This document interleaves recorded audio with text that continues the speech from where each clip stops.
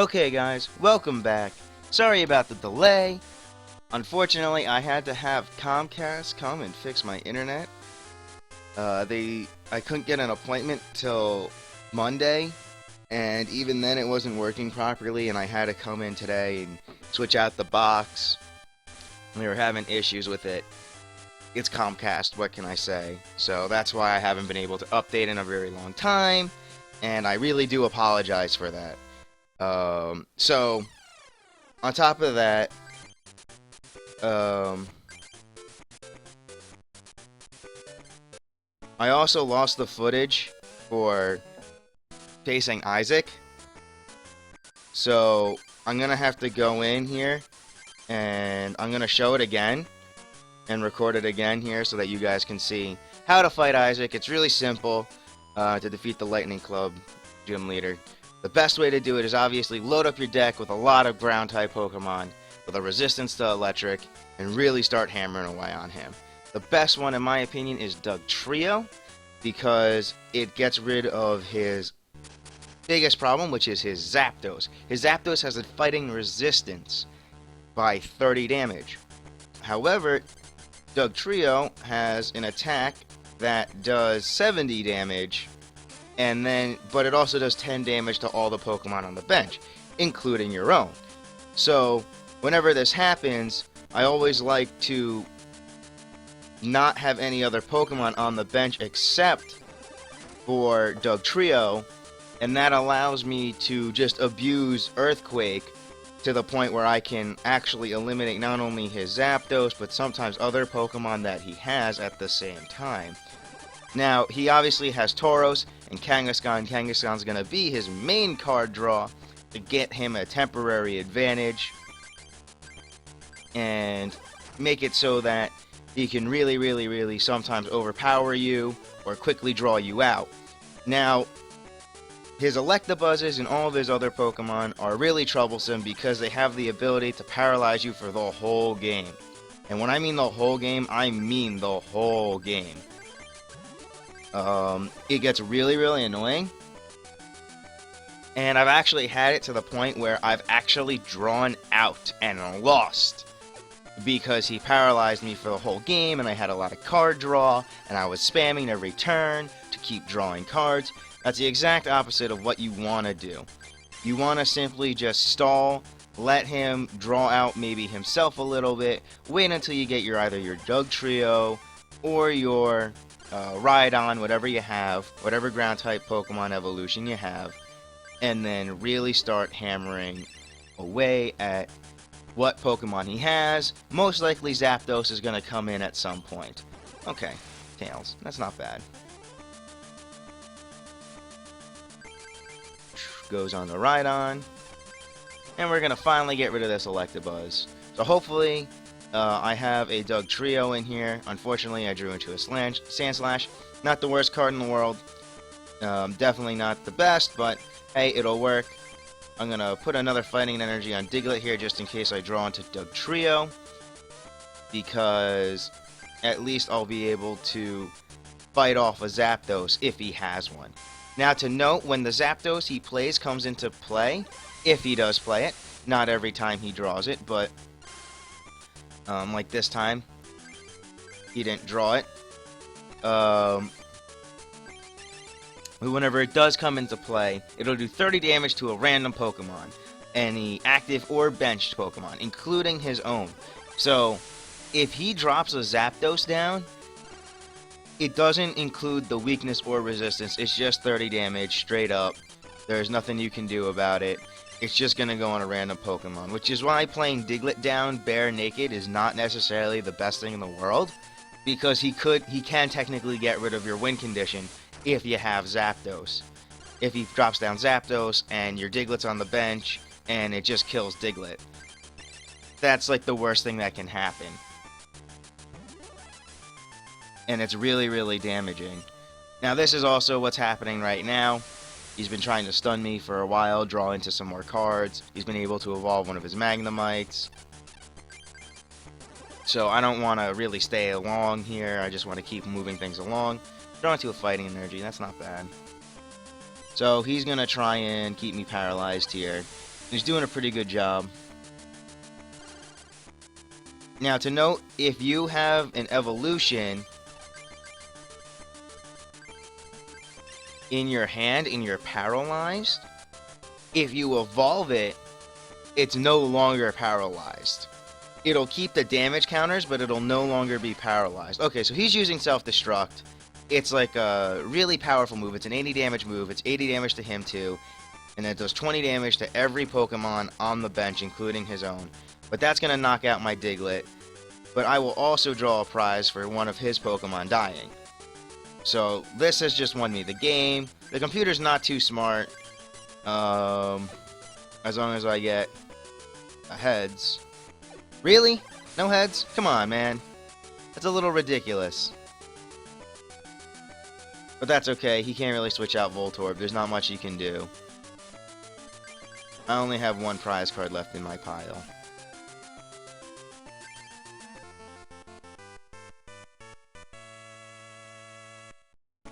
Alright, what do I get? Vileplume, Jolteon, Dratini, Double Colorless. Oh, this is a very good card. Double Colorless Energy is amazing. You want a ton of those.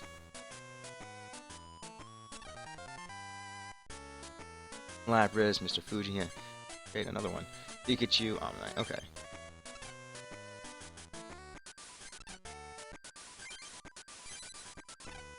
Okay.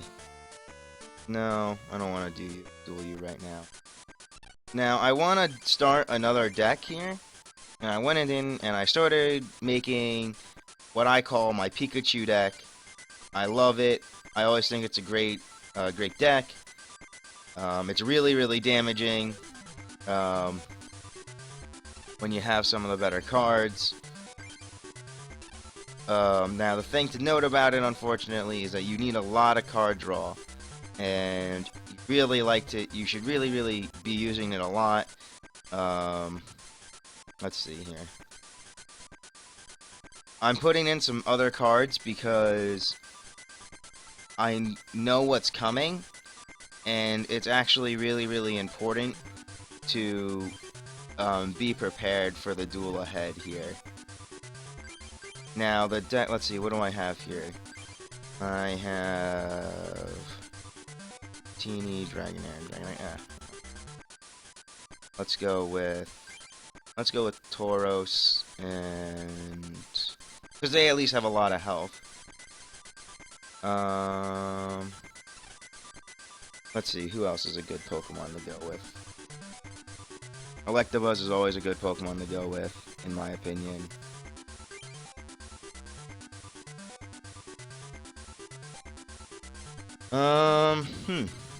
Another good Pokemon to go with, besides Pikachu, obviously, cute little mouse,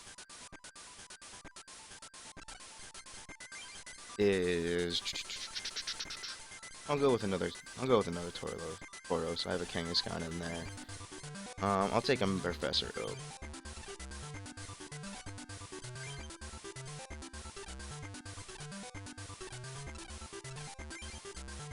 Okay, I'll select this deck. Now what we're gonna do is, I did grind up quite a bit here. You want an electric deck anyways, because after this we're gonna be going to the Water Club, and I'll show you how to defeat her and all of her cohorts. But unfortunately, right now we're gonna have to face Ronald. That's right, your rival. Ronald has a seriously powerful deck in the form that he usually gets very lucky with his draws, and he has a lot of types to counter a lot of decks. Now, unfortunately, I do not have the deck that is capable of defeating him easily, simply because I do not have that metal yet. And of course, that metal is going to be the water metal, in which really a lot of abuse is going to come from. I actually recommend grinding in the water level so that you can get a lot of water energies. You want to build a Squirtle deck as soon as possible. It is one of the best decks in the game, and I always recommend it. Now, I am going to save here. I am going to do a little safety save. Alright, so let's get ready to fight Ronald. And here he is. So, you want to absolutely beat Ronald because he gives you an amazingly rare card that you can't get otherwise. Or, well, you can, but it's just really, really hard. So, I have a Pikachu here. I have a Tauros here, and I have a Kangaskhan here. And he has just a simply nothing. Now, I know you can go first, but I haven't gotten anything to let me go first yet. So he's going to go into Cubone. That's okay. I'm okay with that. I'm going to build here real quick, see if I can get something.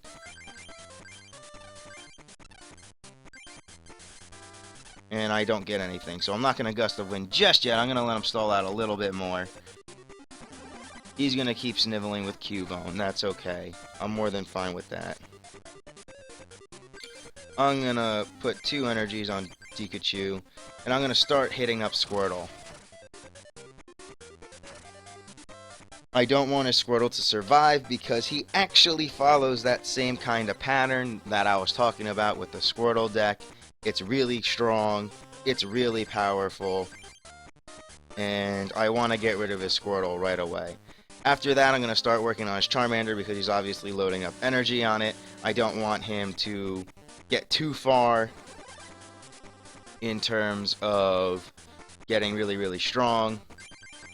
Okay, so so now I'm going to go into Pikachu, into Raichu, and the good thing about Raichu is that I can do that 10 damage strategy to all of his Pokemon. And that allows me to knock out his Pokemon without actually fighting them. So, here comes Cubone. He's going to snivel again, that's fine. I'm going to energy removal the fighting energy off of him. And I'm going to knock out his Squirtle. And I'm going to start dealing damage to his Charmeleon. I'm going to draw another lightning energy. I'm going to pull through my deck slightly faster now. I'm going to start loading up energy, most likely on my Tauros, because I don't want him to really come through and just run me over after my Raichu will most likely die. So this is a good duel. I'm getting very lucky that he decided to go with Cubone in order to try and fight my Raichu.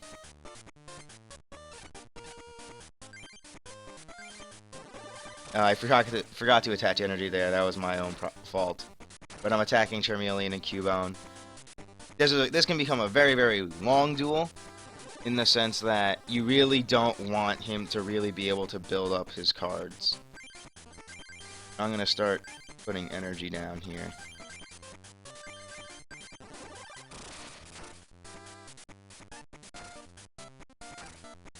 And we're just gonna, and unfortunately this is just how the strategy works. It's obviously not the best strategy in the world to defeat him. Really, you just want a really unfair advantage. And the only deck that really does that really easily is the Squirtle deck. But this deck is going to be a deck that you are going to be using to defeat the water. And you're going to be using this Electric Tech all the way to the end of the game. So you might as well make it now. It's pretty consistent, I'd like to say, with the Pikachus and the Electabuzzes and Eevees and Jolteons. In that sense, it is pretty consistent.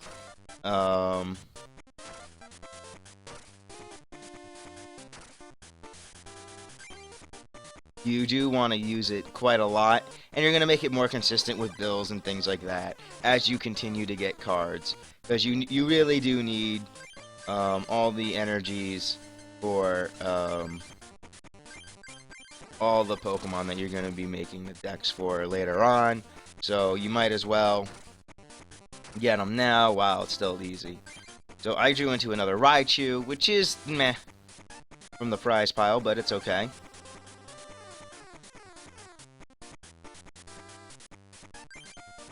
Oh, sweet, an energy removal. I can energy removal this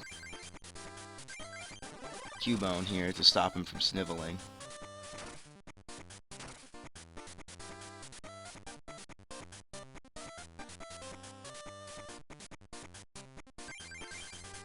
Great, Kangaskhan is all set up now. And then when it comes to knocking out just the last Pokemon, I'm going to retreat my Raichu, probably in for Tauros to do a ton of damage to this Cubone.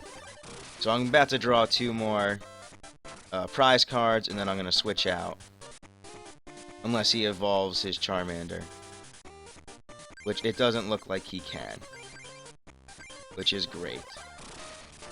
Note the thing about Ronald, he will always evolve a Pokemon whenever he can, as long as it has enough energies. But this is the problem of not playing themed decks. You know, the one type of energy. He just shows what can happen is that he doesn't get anything. So now that that's over, I'm going to go into Comet Punch to take out this Cubone. And it's just enough to knock it out and win me the game. Great.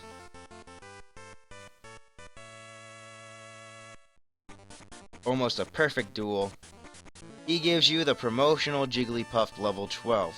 Now to get this card is very, very difficult at the end of the game. You really don't want to do it at the end of the game. It's just really something for a collection. I never really use this card. It's meh at best.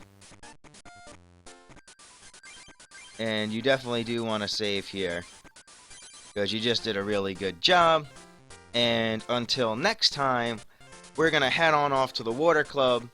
But I'm also going to check my PC just real quick and see if I can get something. So we're going to read mail here. Mail 3. Isaac's deck. I went over what to do. So, he recommends Cubone and Marowak. I recommend Dugtrio.